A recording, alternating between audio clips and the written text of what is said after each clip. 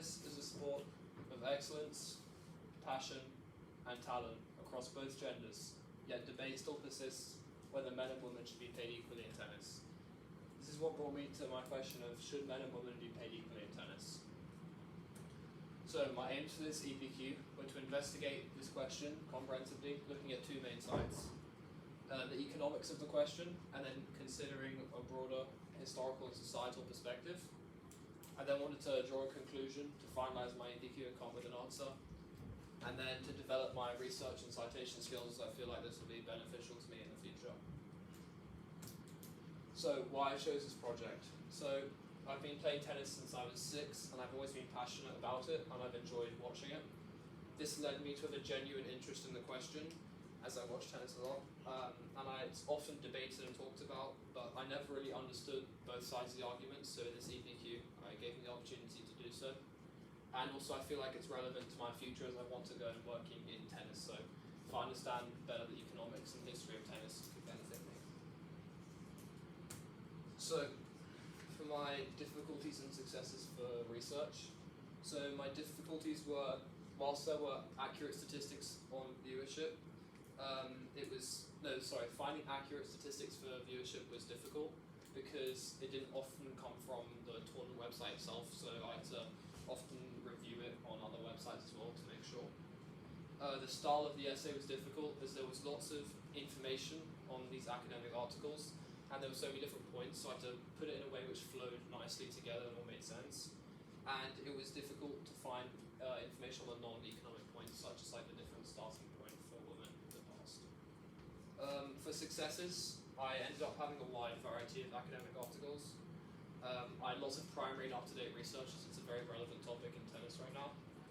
And I successfully kept up to date with all my research, and I always pasted references with explanations to links, so it would be easier when I came back to look at them, I know where they go. So, now for my research analysis and validation. So first for Financial Times. So this was published in 2022, and for the topic I was researching, this was very relevant. And it gave me a trend of prize money from the 2000s to 2022. That's why it was good for me. Relevance, 10 out of 10, because it was on prize money throughout the years, and that was very relevant to my topic. In terms of authority, again, I rate it very highly. As personally wrote this as a chief data reporter at Financial Times, and he's also written on websites such as Channel News Asia surrounding men and women in tennis. Accuracy as well, I found it was accurate as everything was backed up with sort of references, and also all his arguments were backed up with evidence. And as well, the purpose was good as, it fulfilled the purpose of showing, I guess, price money throughout the years and how it differed. Next, so this was an academic article. Now for currency, it was published in 2021. However, most of the information on it was from 2016 to 2018, so this wasn't as current as other articles. For relevance, it was very relevant as the articles had lots of information on determining whether there was discrimination in tennis. In terms of authority as well, the person who wrote this was a professor in economics and moral philosophy, and those two relate greatly to my question. And then for the accuracy as well, I rated it very highly, as a lot of the information was from academic articles and those was referenced clearly. And then for the purpose, it was to judge if there was discrimination in tennis, and that was made very clearly in the abstract section of the essay. However, it has there could be personal bias in it. Now on to ATP. So this is the official website for the men's tennis circuit, and for the currency, 10 out of 10 is up to date as of the present, so the last tournament, and it's very relevant as it just provides the information you need on rankings. The authority, well, the people who report this information are the ATP, so they control the males tennis tournaments and they know all the rankings. Accuracy, obviously 10 out of 10 because they report the official rankings basically for men's tennis. And purpose, it fulfills the purpose of providing the rankings. So changes made. So the first change was I changed my EPQ title. So originally I was looking at the business side of tennis, and I found it was far too broad, and there were too many points to consider. So I found this very difficult when I was researching and coming to write it. So I changed to a question which interested me, the one I so should men and women be paid equally. Then I changed from a Gantt chart to a Kanban board. So Kanban board looks like this, and I found it was much more motivating as it highlights like your progress, what you need to do, what you're doing, what you've done. You can see my progress here. And yeah, sort of the Gantt chart just a set of deadlines, so it wasn't very motivating to me. Therefore, sometimes I'd be falling behind on it, so I switched. Then next, I changed my research methods. So originally I researched with terms such as like equal pay or history of women. And then I switched like factors affecting unequal prize money, or how did the different starting point for men and women in the past affect prize money today. And I found it gave me much more specific and relevant academic articles. And then, especially for my second draft, I used a lot more academic sources, as originally a lot of my information was just from websites on sort of Safari or Google. So, key findings. So, before I get more into my key findings, just so you have a brief understanding, the ATP Tour is the official governing body for the men's tennis circuit, and they oversee all the male tournaments except for Grand Slams. And the WTA is the Women's Tennis Association, so they are the official governing body for the women's circuit, and they all oversee all the women's tournaments. These two have separate revenues. They distribute the prize money differently to the men and the women, and they have different sponsorships. However, 6 times a year, so a total of 110 tournaments, 6 times a year they co-host a tournament together. So, my first key finding was that equal prize money has been achieved in Grand Slams since 2007. However, outside of that, that is not the case. So there are only 3 tournaments where men and women are paid equally, and that is 3 of the 6 sort of co-hosted ones, and only 1 tournament where the woman earns more than the male champion. So that has led to, in the lower ranked tournaments, the female champion earning on average 50% less than the male, and on average, then I found that this has led to the men earning on average 75% more than females, with the exclusion of Grand Slams, where they're obviously paid equally.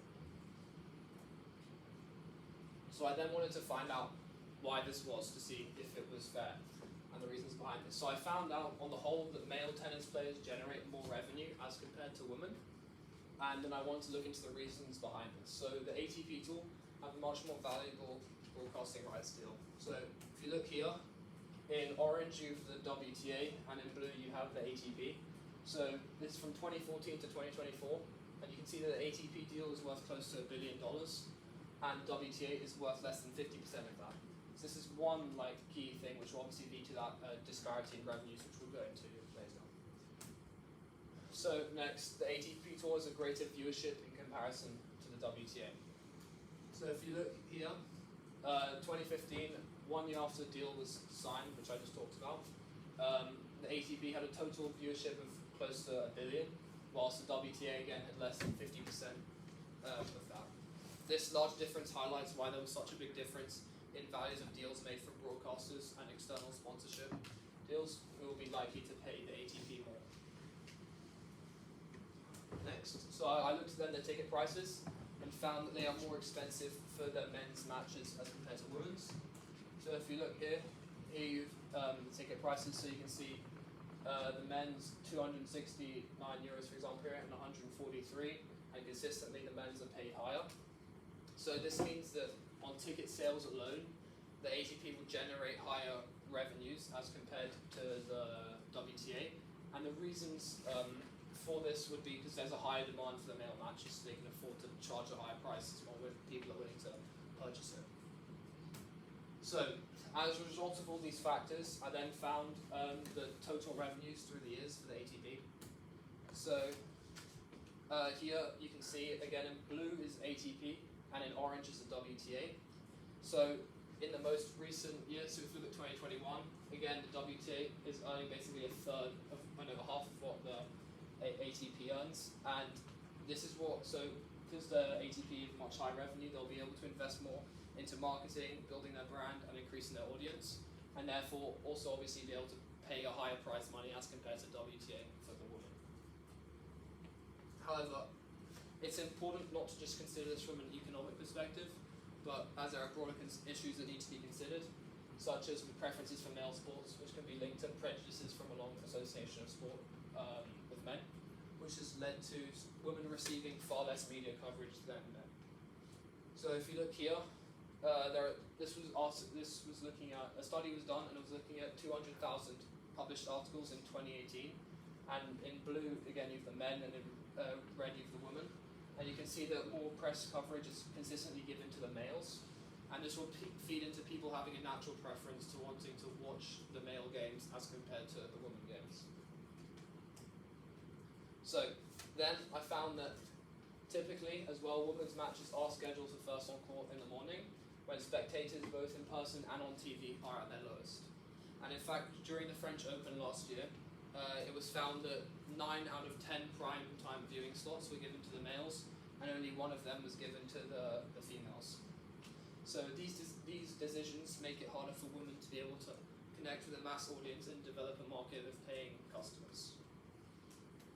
So next then, these disadvantages as well extend into the past. So it's only been due to feminism and women's rights movements that women have been able to compete, to participate in sports in a competitive way. As historically, you can see that sport was considered harmful for women and unimportant for their social development. So this would make less women want to actually participate in the sport. And even in 1928, women didn't have the option to play tennis professionally, and unlike men, and women could only play as of 1968. However, even in 1968, it was really hard for them to play because the prize money was so different. Yeah. Then, so now the WTA is working very hard to generate more money for their players. And on a positive note, there is a new deal which is signed by a private equity company, CVC. And this is a $150 million investment. And they're going to focus on generating revenue for the WTA, so they can invest more into marketing, increase their prize money. And they also bring obviously lots of experience, because CVC had, they were a former owner, for example, in F1, and yeah. So conclusion. So it's clear from an economic perspective, unequal prize money is not a result of discrimination, but a result of more revenue generated by men. However, beyond that, sport has a moral obligation to reflect the best of society can be. And even though the WTA generates less revenue, it is important to support women's equality due to the prejudices stated earlier, and to get people to reevaluate their preferences. Therefore, in the long term, the goal must be to get equal pay and to get that blue and orange line, which I showed earlier in the diagram, closer within an economic framework. So, skills developed through the process. So, I improved my time management greatly, as when we were doing our EPQ, we had exams and lots of other work to be doing, so I had to find a way to efficiently manage my time so I could get everything done. My referencing improved a lot, because before this I didn't really know how to reference properly, and now throughout my EPQ you always have to reference everything that's said, and also on referencing I learned sort of where you need to reference and like, yeah, how. Then obtaining information from academic journals was also another one, because when I was reading these journals there'd be so much information which I'd have to sort of obtain, but there's so much information, but not all of it was relevant to my EPQ, so I had to find a way to obtain all the relevant information. So examples of problem solving and decision making. So the problem was my Gantt chart, so which I sort of talked about earlier. I was falling behind because the deadlines, I wasn't really following it. I wasn't motivated, so I needed to be a problem. So to solve it, I searched up alternatives to Gantt chart and found the Kanban board, which was I felt much better for me, as it was much more motivational, and yeah, I could just follow it better, and it actually helped me stay on track with my EPQ. Another problem was there was kind of too much information for me in all the articles I was reading, and I didn't know sort of where to start and what points to consider. So I'd find sort of the main points from each article and just write them down, and then I'd find just information which was relevant to those points. So when I came to write it, I had a good structure. Then for strengths, so I ended up with a good structure within my EPQ. I feel like everything flowed nicely together and it all made sense. I ended up with a wide range of resources as well, especially for my draft 2. I had a lot of academic articles, also some non-ones in there. And another strength for me was my curiosity, because I was genuinely interested in this question and I was curious about it. So this helped me stay on track with everything and actually want to do the work for the EPQ. For weaknesses, some of my reliability for some sources can be questioned because I used articles from like AI, so people could question how relevant those are. And another weakness I'd say is I relied heavily on Google Scholar, so I didn't look at other academic websites such as like ProQuest, I think it's called, or yeah, there are lots of other ones obviously out there. So that's a weakness. Thank you. Any questions? Yeah. You said before in the late 1960s Yeah. that women were, when they could play professionally, they were paid less. Do you know how much less they were paid? Yeah, so I think it was in 1970, so 2 years after they were able to play professionally. The ratio was about 12 to 1 for their prize money from men to women. So obviously it was kind of not that women, I mean, even if they wanted to play, it would be very hard for them to sustain and make a living, especially if you want to go professional in tennis. So you need to do it to make a thing. Yeah. What aspects of like APQ did you enjoy most? I enjoyed looking at the historical perspective because I feel like the economic perspective was very straightforward, but with the historical I got to find out a lot more about sort of the past and how the past has led to sort of the future and what we see nowadays, and it was interesting making those connections and stuff. Yes, Amelia.